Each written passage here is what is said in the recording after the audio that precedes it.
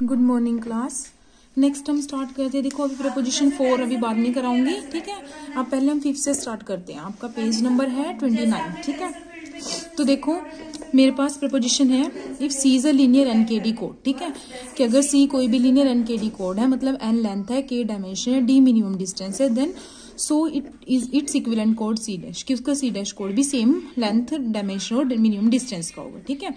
तो देखो मैंने सबसे पहले क्या किया, सी कोई भी एक लीनियर एनकेडी कोड है, then C is a subspace of V N Q, मतलब ये तो पता ही है कि वो क्या होगा, लीनियर कोड है तो वो सबस्पेस बनता है हमारा इसका, और डायमेंशन के का होता है, के डायमेंशन का है, मिनिमम डिस्टेंस उसकी डी है। नाउ सी डैश उसका इक्विवेलेंट है, ठीक है। तो क्या होता है, इक्विवेलेंट के लिए एक परमुटेशन मैट्रिक्स आती है, सी डैश को मैं सी इंटू पी की फॉर्म में लिख सकती हूँ। फिर मैंने क्या किया, B1 B2 दो सी से उठाए, अल्फा बीटा एफ से उठाए, फील्ड से उठाए, तो सी इंटू बी टाइप के एलिमेंट कहाँ पर जाते हैं, सी डैश में, है ना, जहां पर सी इससे होता है।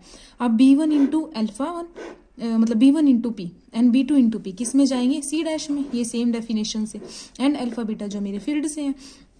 टू प्रूव, अब प्रूव क्या करना है आपको कि ये linear combination alpha into B1P plus beta into B2P belong करेगा इससे, मतलब वो सब स्पेस बनाना। सब स्पेस के लिए ये तो होता है हमारा alpha into U plus beta into V, अगर उसके अंदर चला जाए तो किसी जिसको भी हमें बनाना है तो वो सब स्पेस बन जाता है, ठीक है। पर यहाँ पर अल्फा यू की प्लेस पर, क्योंकि सी डैश को बनाना है, सी डैश के एलिमेंट ऐसे हैं तो B1P B2P, ठीक है। नाउ सी तो सबस्पेस है एंड B1 B2 सी में से है, therefore alpha B1 plus beta B2 ये तो बिलोंग करेंगे क्योंकि तो सबस्पेस है पहले से, ठीक है।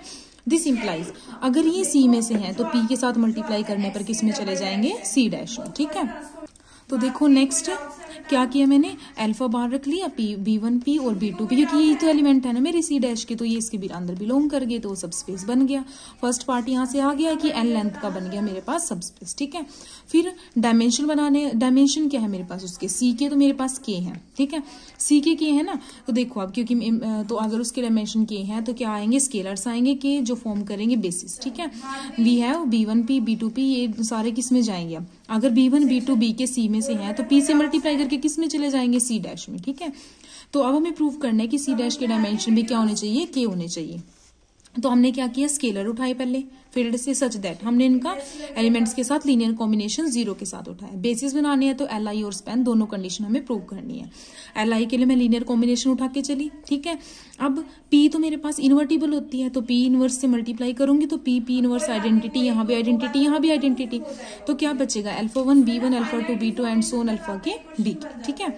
अब ये तो B1 B2 B के सारे C में से थे, सी के साथ लीनियर कॉम्बिनेशन 0 आ गया, मींस सारे स्केलर्स क्या बनेंगे, 0, मींस ये क्या बन जाएगा, LI बन जाएगा, ठीक है। क्योंकि वो LI तो है ही मेरे पास, तो स्केलर सारे 0 बन जाएंगे। अगर स्केलर 0 हुए तो ये वाले, इस वाले के भी तो B1P B2 के, इसके भी तो स्केलर यही थे ना, अल्फा 1 अल्फा 2 अल्फा के, तो स्केलर तो 0 बन गए, तो वो भी क्या बन गया मेरे पास, LI बन गया सी डैश, ठीक है। मतलब LI आ गया स्पैन के लिए कि B इंटू पी मैंने सी डैश से उठाया, तो B कहाँ से आएगा, उसमें से C में से, ठीक है।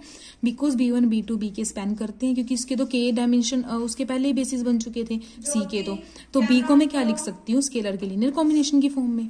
P से मल्टीप्लाई करेंगे दोनों साइड को, तो अंदर सेपरेट करोगे तो B1 B2P B के P है ना, B इंटू पी को इनके लीनियर कॉम्बिनेशन में लिख दिया मैंने, इसका मतलब वो P सी डैश में चले गए, तो इसका मतलब LI भी हो गया, स्पैन भी हो गया। तो डायमेंशन कितने बन गए सी डैश के डायमेंशन बन गए, वो बेसिस फॉर्म कर गए इसके, ठीक है। फिर उसके बाद क्या करना है, बेसिस बना दिए, अब क्या रहता है, मिनिमम डिस्टेंस। अब मुझे पता है सी डैश इसमें से है, then because C dash is equivalent to C there exists a permutation sigma such that C dash को मैं कैसे लिख सकती हूँ, sigma of C, ठीक है। therefore weight of, क्योंकि इक्विवेलेंट है तो दोनों का वेट क्या होगा, सेम होगा, और C डैश दोनों ग्रुप कोड है, ठीक है, ठीक है, दोनों ग्रुप कोड है। और ग्रुप कोड में क्या होता है, ग्रुप कोड में क्या होता है, minimum distance is equal to the minimum weight among non zero code words and the weight of code words of C and C dash are same. C का D था, ठीक है, minimum distance equal to minimum weight of non zero code words, तो C की D थी तो C dash की भी क्या हो जाएगी, D हो जाएगी, ठीक है। तो C डैश की हमने N लेंथ दिखा दी है, K डायमेंशन दिखा दिया है और D मिनिमम डिस्टेंस दिखा दिया, तो C डैश भी क्या बन गया, NKD कोड हो गया, ठीक है। ये मेरे पास थ्योरम थी। अब नेक्स्ट प्रपोजिशन थी, नेक्स्ट थ्योरम है आपकी, इंपॉर्टेंट थ्योरम है, मोस्ट इंपॉर्टेंट, 13 में भी आई हुई है, 12 में भी और 15 में भी आपके। तो देखो थ्योरम की स्टेटमेंट है, देखो नेक्स्ट थ्योरम है, given a linear एनकेडी code C और F there exist an equivalent code C dash की इक्विवेलेंट कोड सी डैश आता है हैविंग अ जनरेटर मैट्रिक्स की, और सी डैश मेरे पास इक्विवेलेंट कोड है, उसकी एक जनरेटर मैट्रिक्स आएगी जिसकी फर्स्ट के कॉलम क्या फॉर्म करेंगे, आइडेंटिटी फॉर्म करती है। ठीक है, मतलब मेरे को सी डैश के लिए जनरेटर मैट्रिक्स निकालनी है जिसकी फर्स्ट के कॉलम आइडेंटिटी फॉर्म करे। अब देखो सी तो मेरे पास लीनियर एनकेडी कोड है और जी क्या है, जनरेटर मैट्रिक्स है सी की। तो सी की जनरेटर मैट्रिक्स है, सी की क्या है, एन लेंथ के डायमेंशन, मतलब उसका भी रैंक क्या बनेगा फिर, एन के डायमेंशन है ना, मतलब के उसकी एल बनेगी, रोस मीन्स उसका रैंक कितना बन जाएगा जनरेटर मैट्रिक्स का, के। ठीक है, therefore K columns of G are L I. ठीक है, तो क्या किया मैंने कि G1 G2 Gn ये उसकी कॉलम्स होगी जी की, एन कॉलम्स, उसमें से GI1 GI2 GI की के कॉलम्स क्या बनाती है, एल आई बनाती है।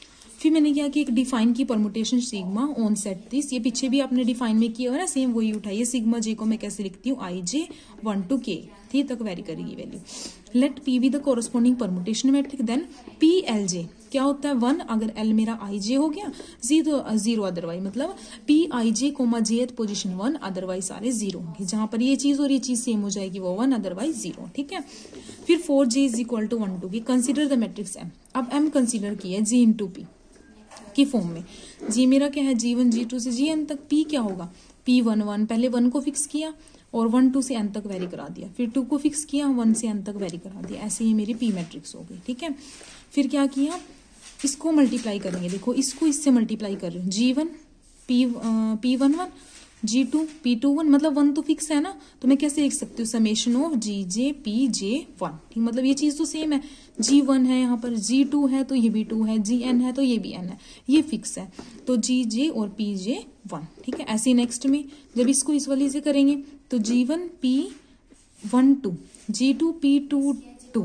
ठीक है, ये वेरी कर रहा है, मतलब GJ PJ2 एंड सोन, ये के टर्म आएगी और ये एन टर्म आ जाएगी। फिर देखो अब PJ1, मतलब जब मेरे पास J जो है, अगर मेरे पास J की वैल्यू क्या हो जाए I1, ठीक है, और ये भी 1 है, ठीक है, मतलब IJ J, तो इस पे 1 बनेगी, बाकी सारी पोजीशन पे 0, मतलब जब मैं J को क्या पुट करूंगी I1, तो यहाँ पर क्या पुट किया J को I1, जब I1 पुट कर दूंगी तो इसकी वैल्यू 1, बाकी सारे में 0। ठीक है, ऐसे जब यहाँ पर J को मैं क्या पुट करूंगी I2, देखो I2 पुट करूंगी ना, IJ J, ये तो बनेगी ना फिर ये PI2 2, ठीक है, ये सेम हो गया ना, इस पोजीशन पे 1, बाकी सारे 0, तो GI2 बचेगा। ऐसे K वाले में और N वाले में आ जाएगा, क्योंकि वही बात है ना कि PIJ और Jth पोजीशन पर 1 होता है, बाकी सारी पे 0। अगर मैं IJ 1 के प्लेस पर I2 पुट कर दूंगी, मतलब J की वैल्यू I2 पुट कर दूंगी, तो I2 1, ये PI2 1 ये क्या बन जाएगा 0 बन जाएगा। ठीक है, बाकी सारी 0 बनेंगी, समेशन ओपन करने पर सिर्फ ये बचेंगी। ठीक है, तो मेरी M इंटू P M जो मैट्रिक्स है ये आ गई।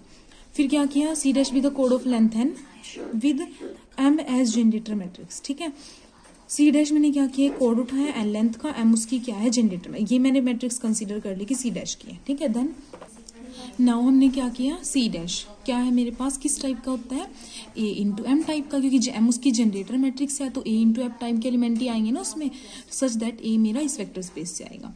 A इंटू M की वैल्यू क्या है G इंटू P, वो मैंने यहाँ पुट कर दी। ठीक है, A into G into P। ठीक है, A इंटू G क्या है मेरे पास C, क्योंकि C G से जनरेट हो रहा है।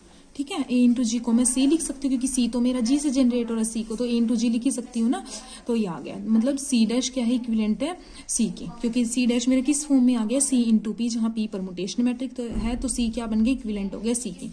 And C is linear NKD code, क्योंकि C इक्विवेलेंट है इसके, अगर पीछे तो किया ना कि अगर C NKD कोड है तो इसका इक्विवेलेंट कोड भी NKD होता है, तो ये भी NKD बन गया। फर्स्ट तो ये प्रूव हो गया मेरा कि इक्विवेलेंट बन गया, NKD बन गया, और बस जनरेटर प्रूव करनी रहती है। Then C dash is also linear NKD code. ठीक है, अब वो प्रेपोजिशन जो अभी कराई है उससे। लेट ए, अब ए को क्या किया, GI1 से GI K क्रॉस K की मैंने मैट्रिक्स ए उठा ली। देन M क्या थी मेरे पास, देखो M मैट्रिक्स थी ना मेरे पास, ये वाली थी ना, GI1 GI2 GIN तक थी ये। ठीक है, तो इसमें से K कॉलम्स तो आपकी A मैट्रिक्स में आ गई, तो और बाकी बची B में, जहां पर B K क्रॉस, क्योंकि रोज तो सेम होंगी, उसकी कॉलम्स पे डिफरेंस पड़ेगा ना, कॉलम्स क्या होंगी N माइनस K, मतलब K माइनस कर दिया उसमें से। ठीक है, तो N माइनस K होगी।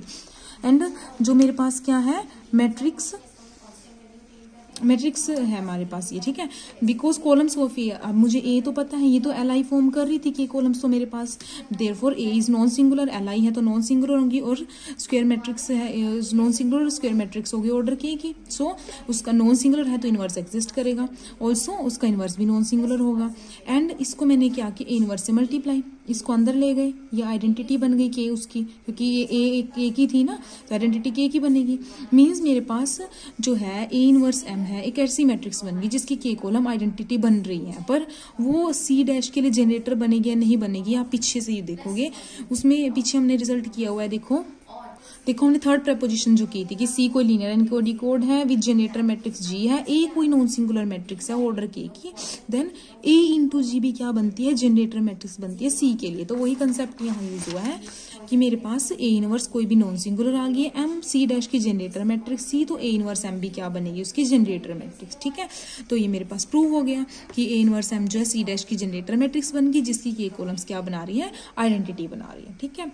तो आपकी ये थ्योरम नंबर 1 थी। नेक्स्ट आपकी प्रपोजिशन है, ये आप नेक्स्ट लेक्चर में करेंगे। ओके।